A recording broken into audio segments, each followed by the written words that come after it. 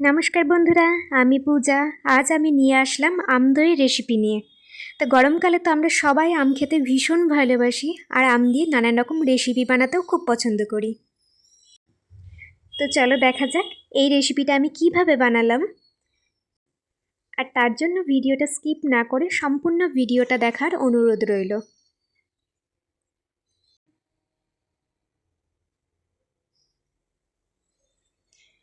তো প্রথমে এখানে আমি একটা ঝুড়ি নিয়ে নিয়েছি। তার মধ্যে এখানে আমি একটা প্যাকেট আমুলের টক দই নিয়েছি। এখানে মোট 200 গ্রাম মতন আমুলের টক দই ছিল। তা আমি দইটা সম্পূর্ণ ঝুড়ির মধ্যে দিয়ে দিলাম, যাতে দইয়ের মধ্যে যে এক্সট্রা জলটা ছিল সেই জলটা ঝুড়ি দিয়ে বেরিয়ে যাবে। তারপরে দেখো এখানে আমি একটা পাকা হিমসাগর আম নিয়েছি। আমটা আমি খুব ভালোভাবে ধুয়ে নিয়েছি।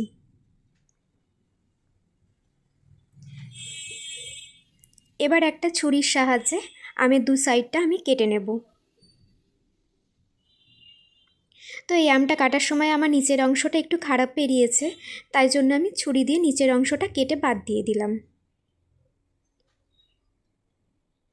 তো এই আম দইটা বানানোর জন্য আমার খুব বেশি পরিমাণে আম লাগবে না, এই দুটো টুকরো আমই যথেষ্ট।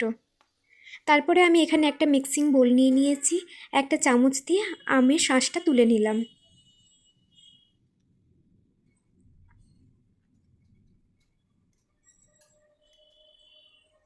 আমের শাঁসটা সম্পূর্ণ তোলা হয়ে গেলে আমের খোসাটা আমি ফেলে দিচ্ছি।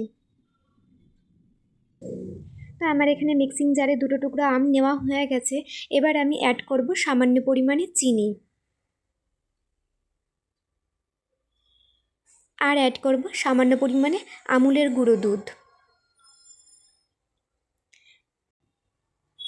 ব্যাস, এবার এই উপকরণগুলো দিয়ে আমি মিক্সির মধ্যে দিয়ে একটা স্মুথ পেস্ট বানিয়ে নেব। তারপরে দেখো এখানে আমি আবার একটা মিক্সিং বোল নিয়ে নিয়েছি। আমের স্মুথ পেস্টটা আমার রেডি। এবার সম্পূর্ণ পেস্টটা আমি মিক্সিং বোলে ঢেলে দিলাম। আর আগে থেকে নেওয়া জল ছড়িয়ে রাখা দইটা আমি এটার মধ্যে দিয়ে দিলাম। দেখো দই থেকে কতটা বাড়তি জল বেরিয়েছে। তো আমি বোলের মধ্যে সম্পূর্ণ দইটা দিয়ে দিলাম। এবার এটা আমি খুব ভালো করে মিক্স করে নেব। আমি এখানে একটা হ্যান্ড ব্লেন্ডারের সাহায্যে উপকরণগুলো খুব ভালো করে মিক্স করে নিচ্ছি। তো তোমরাও চাইলে একবার বাড়িতে বানিয়ে দেখতে পারো আম দইয়ের রেসিপিটা, খুব সুন্দর হয় খেতে। তো আমার মিশ্রণটা সম্পূর্ণ মিক্সিং হয়ে গেছে। তো এখন আমার মিশ্রণটা পুরোপুরি রেডি। এবার নিয়ে নেব আমি একটা স্টিলের টিফিন বক্স। এই টিফিন বক্সের মধ্যে আমি সম্পূর্ণ মিশ্রণটা আস্তে আস্তে ঢেলে দিলাম।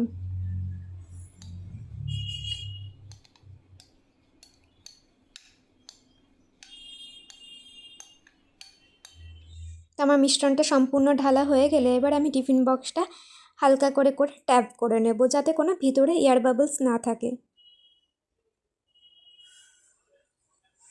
এবার আমি টিফিন বক্সের ঢাকনাটা বন্ধ করে দিলাম। আর এদিকে আমি গ্যাস ওভেনের মধ্যে একটা কড়াই বসিয়ে দিলাম। গ্যাসটা অন করে দিয়ে কড়াইয়ের মধ্যে আমি বেশ পরিমাণ জল নিয়ে নিলাম। এবার জলটা যখন বেশ খানিকটা গরম হয়ে যাবে তখন জলের মধ্যে আমি বসিয়ে দেব একটা স্ট্যান্ড।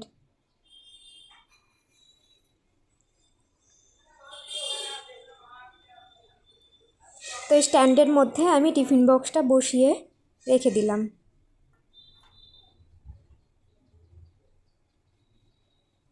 এবার উপর দিয়ে আমি একটা ঢাকা দিয়ে দেবো। এবার গ্যাসের ফ্লেমটা একদম কমিয়ে 10 মিনিটের জন্য রেখে দেবো। তো 1 ঘন্টা মতন এই কড়াইয়ে রেখে দেবো। কড়াই থেকে তুলে নিয়ে আবার 1 ঘন্টার জন্য ফ্রিজে রেখে দিয়েছিলাম। দেখো এখানে আমার আম দইটা সম্পূর্ণ রেডি হয়ে গেছে। তো আমার এই রেসিপিটি যদি ভালো লেগে থাকে তাহলে আরও নতুন নতুন ভিডিও পেতে চ্যানেলটি সাবস্ক্রাইব করার অনুরোধ রইল।